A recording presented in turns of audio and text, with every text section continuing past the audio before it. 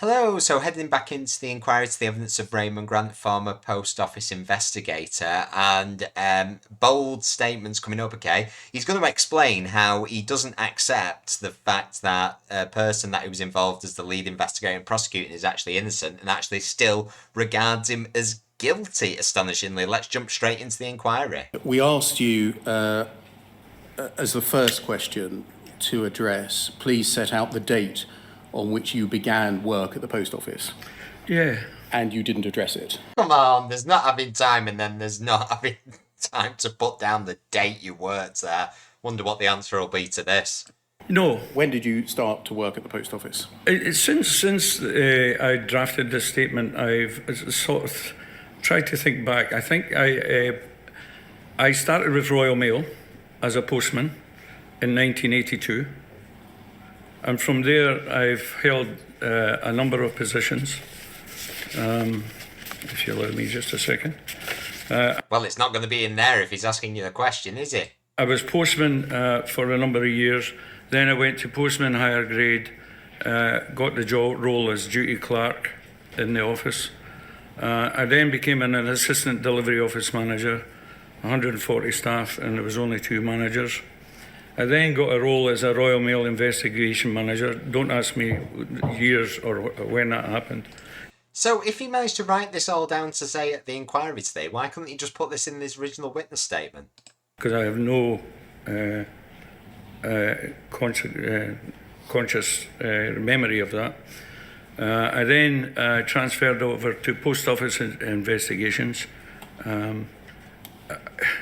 I'd see various job titles after that. Is there any point in me asking you when that was? No. Thank you. Wow, okay. Well, I'm guessing he doesn't have a CV then, which, considering he's changed jobs quite a bit, surely he had a CV to apply for his current job now, so surely it'd just be a case of rattling off what's on there.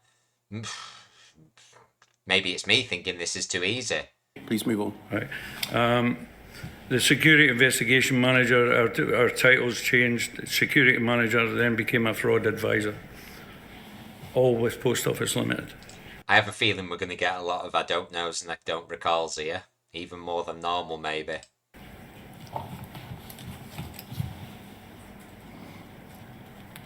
One of the documents that we provided you with in order to help you make your witness statement was a witness statement that you had made in the investigation of William Quarm back in 2008. Wonder whether that was longer than 2 and a bit pages. Can we just look at that, please? POL 0016 6685. Can you see this is your witness statement? It doesn't actually bear a date. Dates seem to be a bit of an issue here, don't they? But it's clearly whilst he's working for Royal Mail by the looks of it. I have been employed by Royal Mail Group in various roles for around 26 years. My current position in which I've been employed is that of investigation manager, okay? But from the context, it relates to events that have happened in 2008 and appears obviously to have been made before you left the post office. So I'm going to suggest that it's 2008 as a date. If we look at the first paragraph there, you say, I've been employed by Royal Mail Group in various roles for around 26 years. My current position is investigation manager. And you explain what one of the main roles of an investigation manager was. So he's looking into fraud and suspected fraud, which is obviously what the subpostmasters were accused of. This specific statement relates to the discovery of a large shortage of cash at Paible Post Office, branch code, blah. Post Office Limited cash management team highlighted the overnight cash holdings at Paible PO were fluctuating between a few hundred to tens of thousands of pounds. Fluctuating? Why? Has this been investigated properly? We shall see. Emails sent to various functions within Post Office Limited. A decision was made to conduct an audit at Paible PO. Cash management also provide a schedule of overnight cash holdings, blah, blah. So they're going to go into the evidence that they have that money has disappeared, guessing based on Horizon data. And so if this is right, you've been working for the Royal Mail Group for 26 years, so around 1982, which is you've told us today. That's correct. And is there any reason why you couldn't have just said that in the witness statement? Yeah, I mean, that does seem like an easy answer. Sounds like he's not put much thought into it, which, considering he didn't think it was a priority, maybe that answers the question. At that point, I hadn't read that document. No, you know when you started working somewhere, come on. You hadn't read this document when you worked it out. It was 1982, 2 minutes ago. Because, as I said earlier, I was finding time constraints were very difficult for me to read any of the documents that had been sent. And the 78 documents that we sent you, the 350 odd pages, you don't refer to any of them in your witness statement apart from the transcript of Mr. William Quarm's interview, do you? That's correct. Sorry, that can come down from the screen now. And why was that? Why did you pick Mr. Quarm's interview as the one document that you did refer to? Well, this inquiry is about the degree of fairness that was applied to postmasters during the course of investigations and the subsequent prosecution of them. I was reminding myself what had been said during that interview, and it was the one thing that I believe that I had a major part in, because I was the lead investigator in that interview. So therefore, I thought it was important to refresh myself. So, contrary to yesterday, where Robert Daly, was it? No, yeah, Robert Daly was saying, I think, well, he was called Mr. Daly anyway, shall we say, said he wasn't the lead investigator. Raymond Grant was the lead investigator on this case, so he should be able to shed some more light on this case than Mr. Daly could yesterday. And the fact that you didn't look at or refer to the other 77 documents, that was because of the competing priorities on your time. Is that right? That's correct. Dog walking. When you made the witness statement, did you think that Mr. Quarm continued to be guilty of the crime of embezzlement? This witness statement here today? Yeah. Yes, I did. Right, so he doesn't believe everybody who's saying these convictions are unsafe. It'll be interesting. Let's see if we can back it up. And does that remain your view?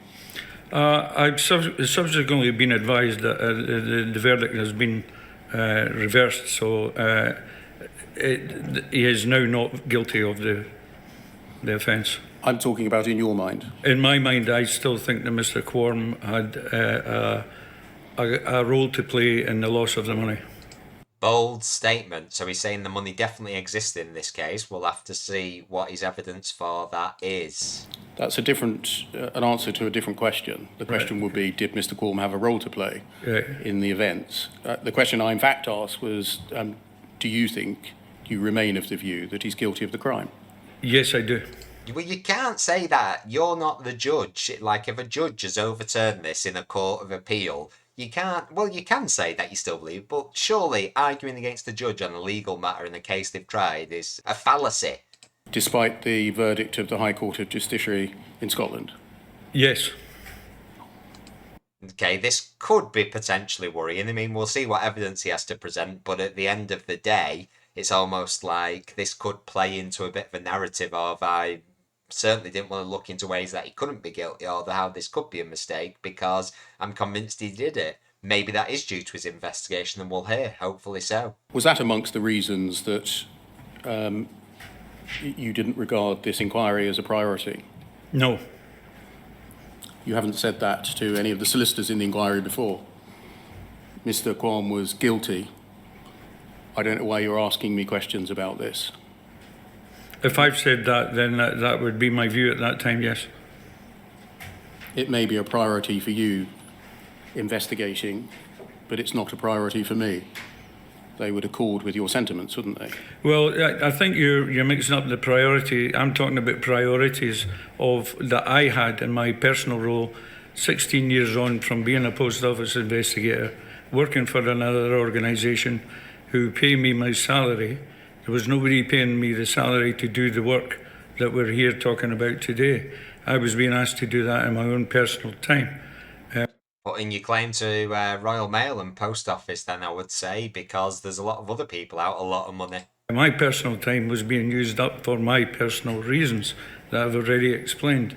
I do not think that it was a fair thing to ask me to do in such a short space of time, considering that this inquiry has been going on for a number of months and years, in the phase 4, certainly since I believe October, for me to get that in a space of 26 days to review and take cognizance of all the facts that had been presented to me and to make comment on them. As I said, some of the documents that were contained within there, I subsequently found out that they did not apply to me because they weren't published until after I had left the business. I mean, granted, it would take a lot of time. I mean, no other witnesses brought this up. I mean, presumably now he's going to have to be longer at the inquiry and maybe even called back for not giving the witness statement. So I don't think this is a time-saving measure in hindsight. You say in your witness statement to the inquiry that you recall nothing at all, and essentially none of the documents that we sent to you help you in any way. Is that correct? That time I wrote that statement, that is correct. Seems like he's changed his mind now, maybe. Is it still correct that none of the documents we sent you help you to recall matters in any way? Since then, I've had a bit of time. I was actually off sick last week. I spent some time in my sick bed reading up some of these things to prepare for today. There's some that I still don't recognise. I don't recall. But in general terms, I have done a bit of research since. In my own personal time, I hasten to add. I'm not employed by the Post Office anymore. My employer is the Salvation Army. They require me. There are occasions when I'm on call, and I have to be on call. So, in reality, it's about priorities. I recognise the He's trying to elicit a lot of sympathy here, and I think this is going to fall on deaf ears here. But, you know, there's provisions in all employment contracts that if you have to deal with some legal issues, I'm sure, particularly now this is all blown up, I'm sure if he actually went to the Salvation Army and said, look, I'm legally required to provide this witness statement, that they would give him some time to be able to deal with this matter, because yes, it's a personal issue, but actually it's a professional issue as well. You know, you need to do it. It's just like when you're summoned for jury duty, you can't say, sorry, I'm a bit busy. You have to go and do it, and the same would apply here. There's got to be a policy, I am convinced. Seriousness of this inquiry, and I understand why it's being done, but to ask a layperson, which is what I am right now, these facts and figures, documents to recall 16 years ago, I find that very difficult. The time limit is an issue, but it's been an issue for all witnesses. If you don't remember, you don't remember. But layperson, well, they're asking you about Post Office Investigations as a former investigation manager and principal on one of the investigations that they're asking you questions about. So if there's anyone who would be an expert on this, you would think it would be him. If we just look at your witness statement, WITN 1054-0100, and look at the bottom of page 2, please, at paragraph 7. Having referred to the transcript, you say, in addition to this and in answer to all the other subsequent information you've requested from me, I can say quite clearly that I have no recollection, nor knowledge, nor any details of any documents that will assist me to answer the collection of questions you raise in your request. Sounds like I can't be bothered with this, so I'm just going to say I don't remember anything. You know, it's just one of the most bare witness statements we've seen from anybody, even though they are trying to recollect from the same amount of time ago. Had you actually read any of the documents when you said that? I glanced over them. So you were saying that Not my priority. none of the documents will help you, even though you hadn't read them?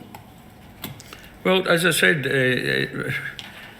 my priorities was not to read all that information. As you say, what was it, 78 documents were sent to me. It's actually 450 pages of information. And for me to spend my time when I had other things that were more pressing for me to deal with, I wrote the statement on January the 1st, It had to be in by January the 2nd. So in that space of time, it was my one day off that I had in the time allotted to provide this witness statement. So I gave it my best shot. What I've written down here is what I was dealing with at the time. That can come down, thank you.